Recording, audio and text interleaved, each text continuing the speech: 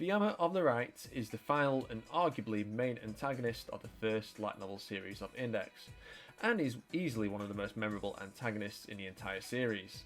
He was first referenced at the end of Index 2 as leader of God's Right Seat, but made his first physical appearance around the halfway point in Index's third season. I feel that in Index 3, however, Fiamma, like many other characters, was not fleshed out well as he could have been. He has one of the most interesting characters in the series in terms of his ideals and how they contrast with Toma's. In the anime, we only really get one scene during their fight exploring Fiamma's master plan, but the lack of emphasis and detail made his plan appear kinda generic in the anime. It's kind of a shame too, since that Fiamma didn't really feel that special in the anime. So I'm here to change that and give Fiamma the attention and justice he deserves. If you've only ever seen the anime and never really cared for Fiamma, I hope this video will change your view on the character and appreciate him for how well written he actually is. So let's get this started. I honestly think Fiamma is one of the best antagonists in the franchise, and arguably one of the most evil characters in the Index period. And before you go to the comment section angrily typing other villains in the series who could claim that title, I encourage you to listen to what I have to say first. Fiamma is the secret leader of the Roman Catholic Church, who rules from behind the scenes in the magic side. He essentially represents the dark side of the church, similar to how Accelerator represents the dark side of Academy City. He uses the largest religious magic organization in the world for his own personal ideas and goals, or any other assets he can get his hands on to achieve his goals. As seen when he defeats the Pope and blows up a portion of the Vatican Church, he cares little about those under him, and is willing to trample on his own allies to get what he wants. But what does Fiamma want?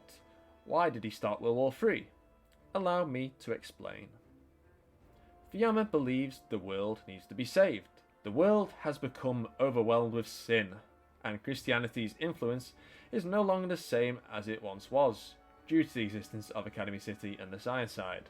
In the first book of the Bible, Genesis, God reaches the conclusion that the people of the world have become so sinful that he decides to cause a flood to wipe out all life on Earth.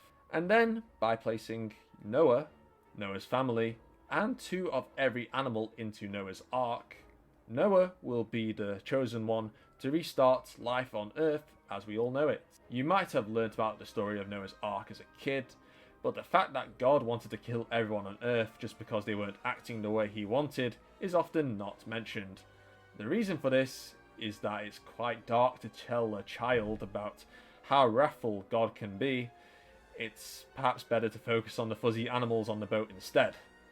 The Noah's Ark story is a bit problematic in relation to the idea of evil and God supposedly being an omnibenevolent deity. Why does God get to decide who is good and who is bad? And surely not all people on Earth were being sinful back then. God was seemingly content murdering pregnant women and babies with the flood. It's evidently nearly impossible to understand how this decision is morally justifiable at any stretch. It definitely is a prime example of God and religion at its worst. Instead of promoting free will and redemption, which is largely more of a theme emphasized in the New Testament than the Old Testament, Noah's flood represents God's wish to remake the earth, to fulfill his own utopian ideals about what the world should be to suit him. Okay, enough religious education and back to Index. If you hadn't guessed it by now, Fiamma's ultimate goal is to recreate Noah's flood from the Bible. Fiamma's ability, the Holy Right, is powered by the malice of the world itself. Therefore, by starting a world war, he will increase the malice and hatred of the world enough so that he will be able to wipe it out in all one blast. Yes, he is increasing what he's aiming to destroy, which is a bit hypocritical, but he believes this is necessary in order to wipe it all out. Fiamma aims to genocide a large portion of the Earth's population in order to cleanse its sin, and out of the ashes of the Earth, allow the Roman Catholic Church to keep everyone's morals in check. Fiamma is basically playing the role of the Old Testament God, and he is so arrogant as to believe that he is the next Messiah or prophet of Christianity itself. Fiamma, like many Index villains, believes the ends justify the means, meaning he is willing to cause a lot of pain and suffering for what he believes is good. Fiamma is definitely a ruled utilitarian, aiming for the greatest pleasure for the greatest number. How he gets to that point though is not as big an issue, as the majority are benefiting in the end. But if Fiamma has ultimately noble intentions, then how or why is he the most evil character in Index?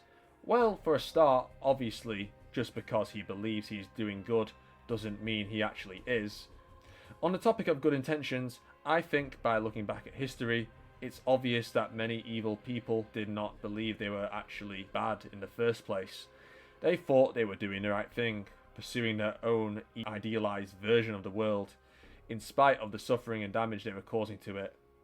The parallels between Fiamma and some of the most infamous dictators the world has ever seen is quite uncanny.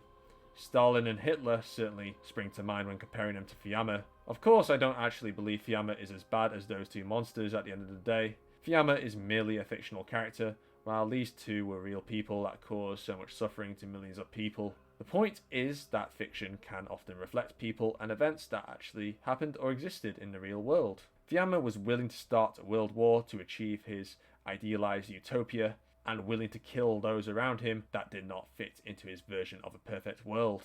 Both Stalin and Hitler started the Second World War in Europe in 1939, as they simultaneously invaded Poland, both aiming to create their own fascist and communist utopias, and exterminating any political opposition they encountered.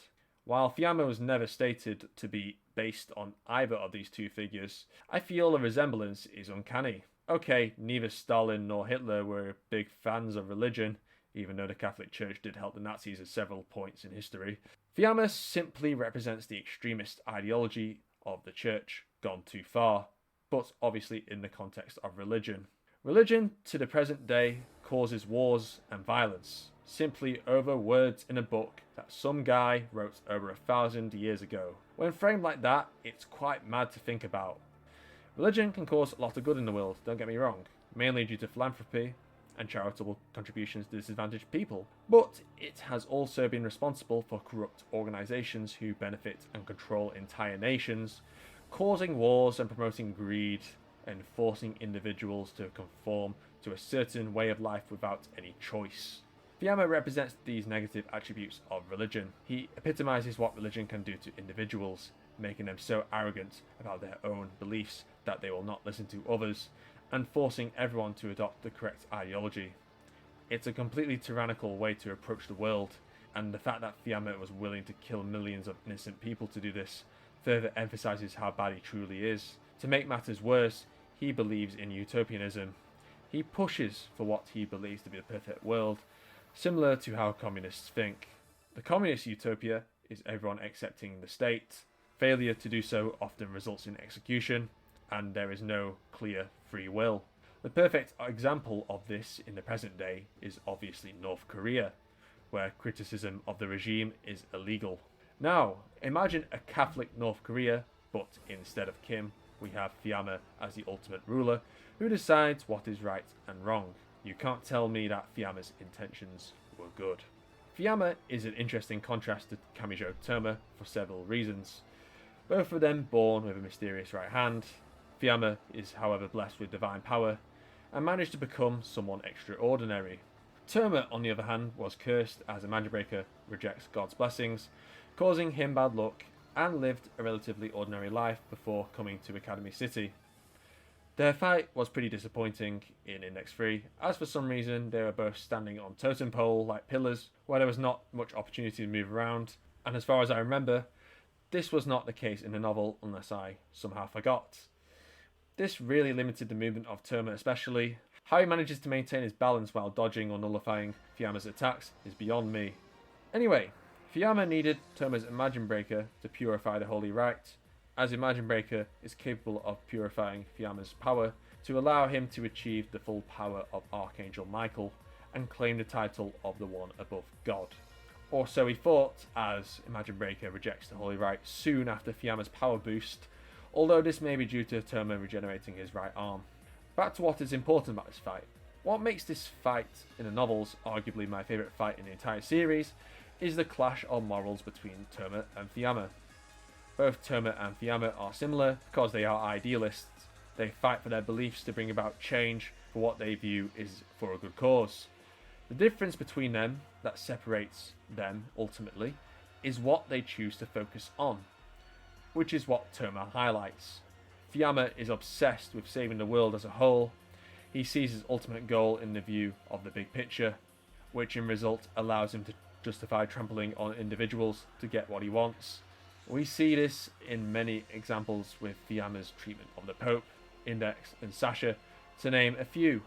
Toma, in contrast, focuses on saving individuals, those who seem to need help, or his enemies that have become so self-absorbed with their goals that their illusion needs breaking in order to truly set them free.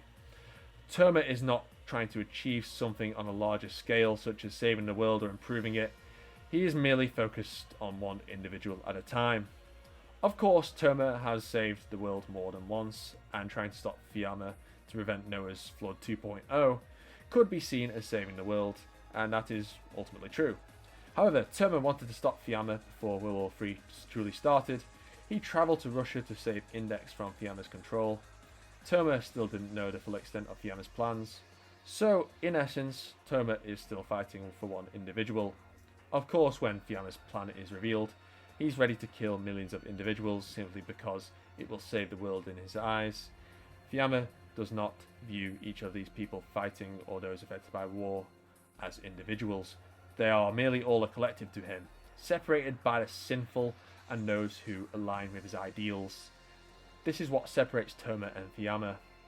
Toma never collectivizes anyone as truly bad or good. Obviously, he fights those who are doing bad things, but he always gives them a chance to redeem themselves and wake up from the nonsense that they are fighting for. Toma never kills his enemies, which is important. He tries to understand them as individuals first, and then tries to show them that their methods to get what they want are ultimately wrong. That is why Toma saving Fiamma after everything he has done is such a perfect moment. The most evil people in history have collectivized large groups of people into those who are good and those who they deem as bad, with little empathy for who they are as people. Simply because they belong into that group, they don't deserve to live, or so they believe.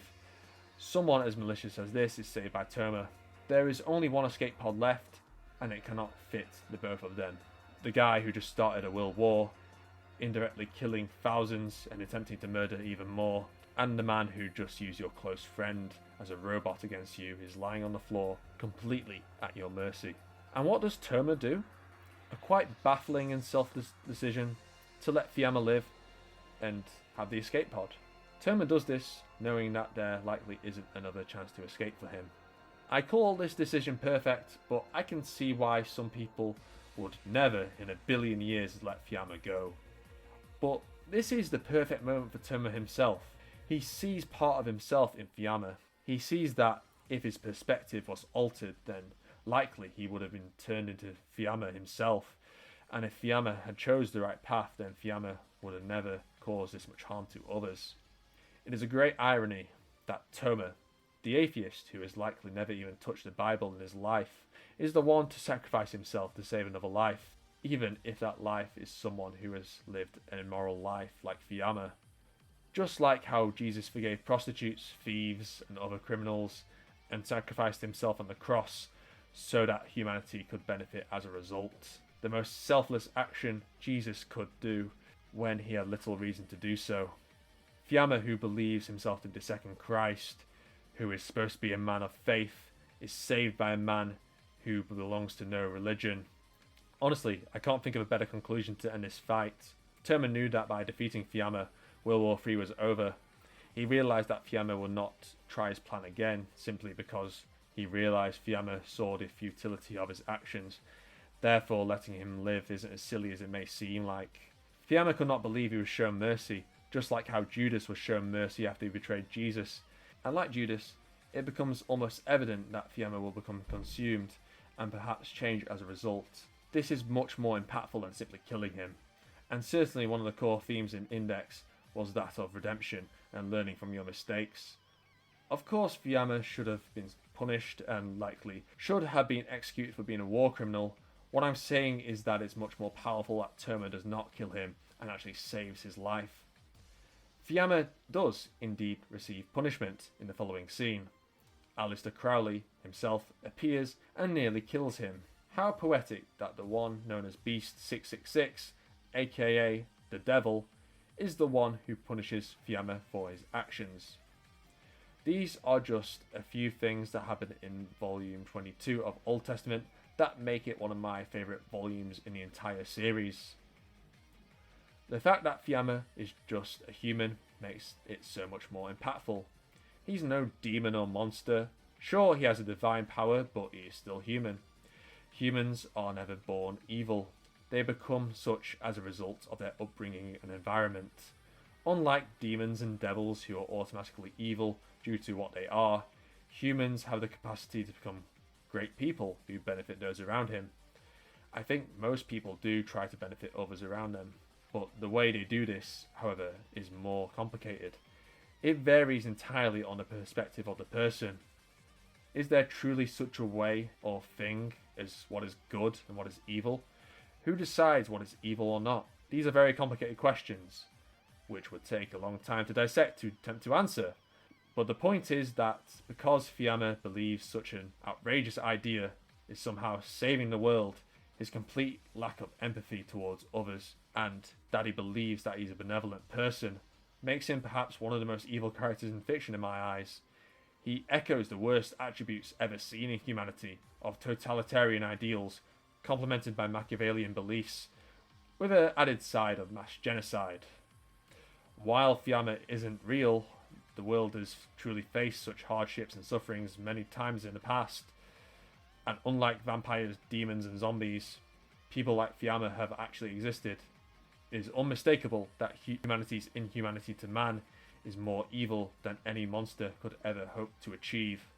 Of course, there are no people that have existed who can use angelic-like power like Fiamma can. What I'm talking about is the ideals that Fiamma represents. Such ideals have caused the darkest moments in human history.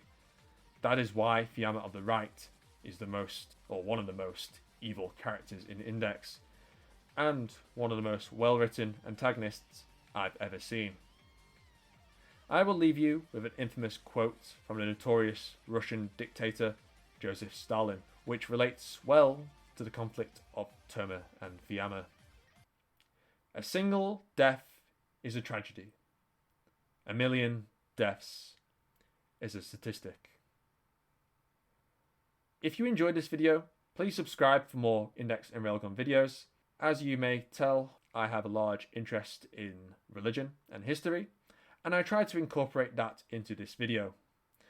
I know the subject matter was quite deep at times for a video on this channel, but I know it was necessary to emphasize what Fiamma truly represents. Thank you very much for watching. Bye bye.